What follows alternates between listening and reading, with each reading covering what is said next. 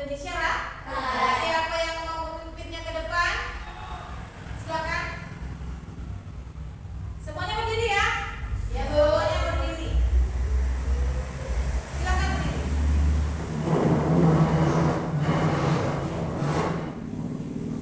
Hiduplah Indonesia Raya. 1, 2, ya. Indonesia tanah air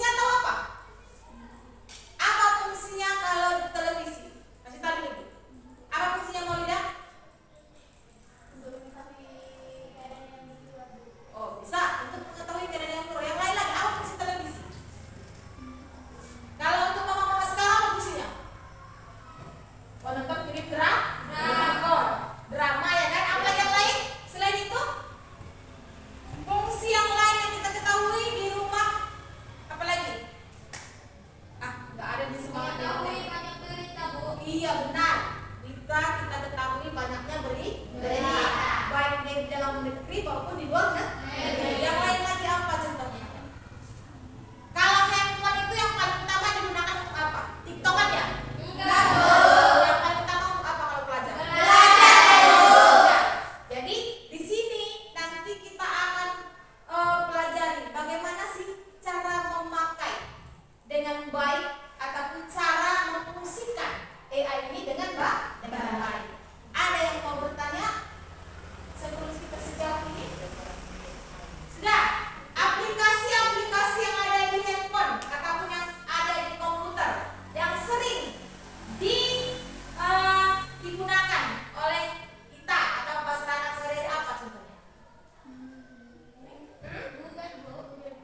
Google. Lain selain Google? Apalagi selain Google? Meta AI, ya kan? Kita di sana bisa men-scroll apakah pelajaran kita yang dapatkan itu fakta atau ini yang seperti itu kan? Selain Meta AI apa lagi yang lain? Cici. Yang lainnya kalau cici itu apa gunanya coba? Merubah bentuk wajah. Yang tadi dia keriput jadi glowing, yang tadi dia itu rambutnya hitam bisa jadi merah, ya kan, seperti itu kan kalau cici. Yang lain lagi apa lagi selain itu? Ya, YouTube juga kita bisa mengupload video ke sana. Kita juga bisa menonton pembelajaran yang ataupun game-game yang edukatif. Oke, seperti itu. Kemudian selain di handphone, di laptop, di TV, kalian sudah mengetahui apa sih kegunaannya? Ada nggak kerugiannya kita memakai? Ada. Contohnya satu apa? Jadi malas, ya kan? Karena sudah ada AI mencari, misalnya nanti kalau edukasi pelajaran lagi membahas matematika lah atau IPA lah gitu kan, kita itu tidak sampai lagi berpikir, langsung kita scroll ke Meta satu lagi apa itu yang disebut dengan Gemini. Buatkan saya jawaban matematika 1 dikali 1 langsung keluar. Itu kerugiannya, malas. Yang lain apa lagi kerugian lain? Selain membuat kita malas apa lagi? Apalagi kerugiannya memakai AI ini? Selain malas, ada lagi? Kurangnya kontrol diri. Ya kan? Betul nggak Ibu bilang? Betul. Karena yang penting sekarang itu aplikasi ada, bisa dibuka kapan saja, bisa dibuka di mana saja. Yang penting ada apa? Ada kuota, ada data. Oke. Satu lagi tunjukkan mengenai kerugian AI. Mati lampu.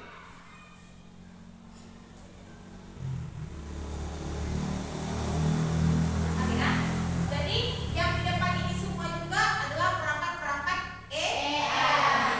Yang di depan kalian juga adalah perangkat-perangkat AI.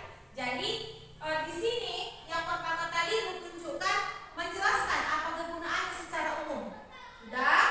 Kemudian kita memiliki perbandingan berpikir. Mana lebih canggih otak manusia daripada AI? AI. Oke, lebih canggih AI kalau kalian pilih dari segi apa? Ayo, dari segi apa?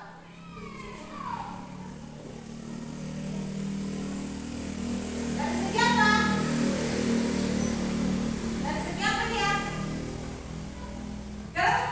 Kerja. Kalau otak manusia itu masih berliku-liku pikirannya. Kalau AI di-scroll langsung ke di aplikasi, langsung keluar tanpa ada berpikir, seperti itu. Kerugiannya banyak sekali. Di samping kerugian kita malas, kerugiannya yang kedua adalah penyakit. Tahu penyakit? Tahu. Kalau kalian sering-sering main HP, apa yang terjadi?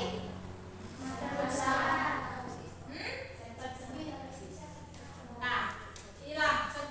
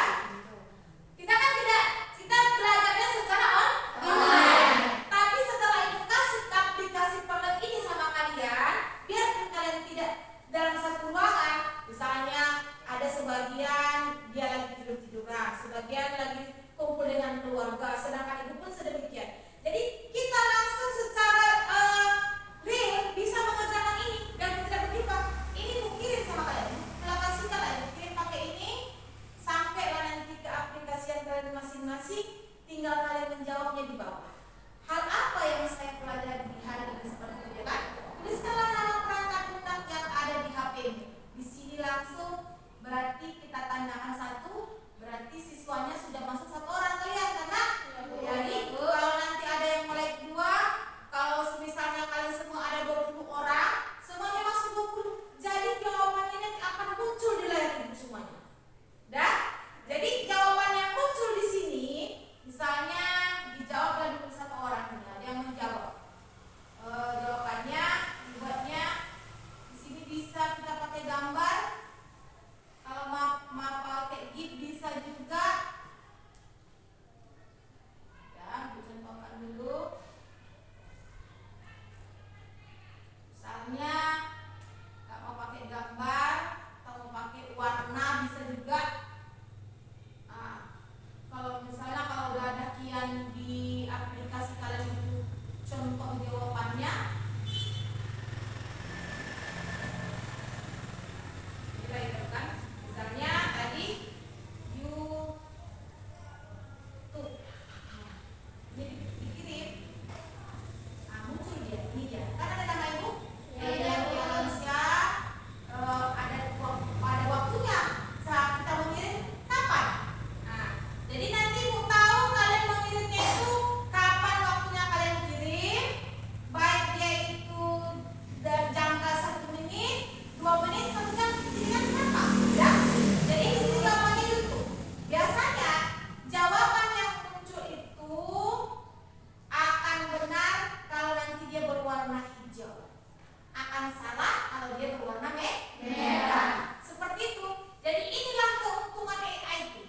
Tanpa berpikir, kita langsung bisa mendapatkan jawabannya, ya kan? Dia langsung scroll, dia langsung jawab sendiri. Jadi kemudian lagi, setelah itu, di sini kan banyak nanti yang datang.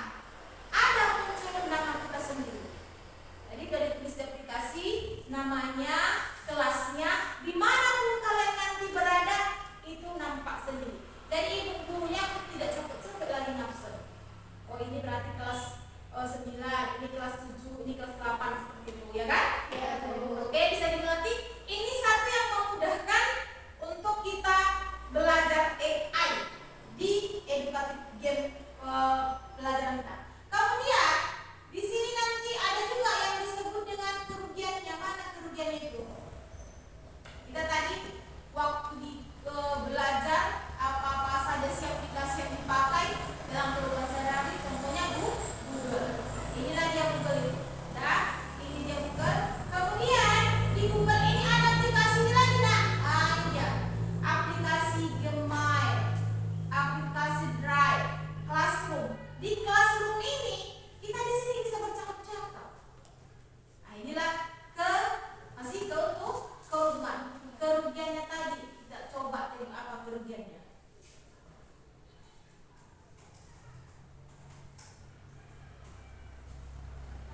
Ini dia.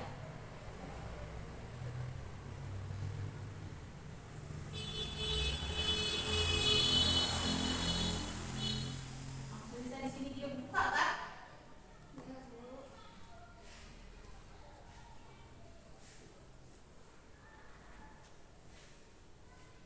Kelebihannya cepat, dia otomatis, dia kekurangannya ini berdampak pada pengangguran. Nah, kenapa dikatakan berdampak pada pengangguran?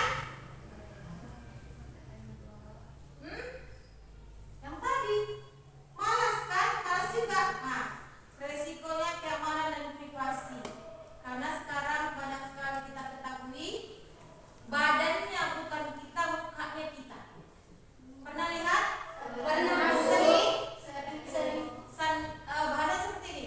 Kita dibuat jadi malu. Badannya bukan badan kita, tapi wajahnya wajah kita sendiri. Itu satu merupakan resikonya. Bias dan ketidakakuratannya. Nggak bisa lagi kita bedakan mana yang asli, mana yang palsu, mana yang fakta, mana yang opini. Banyak nggak contohnya? Banyak.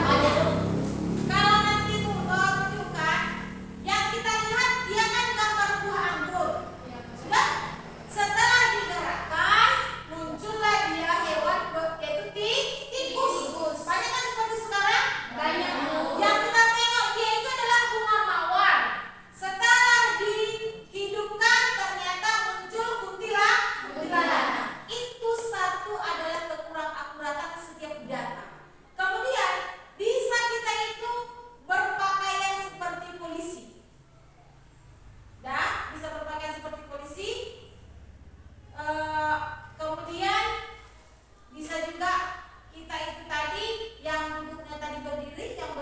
lagi duduk. Jadi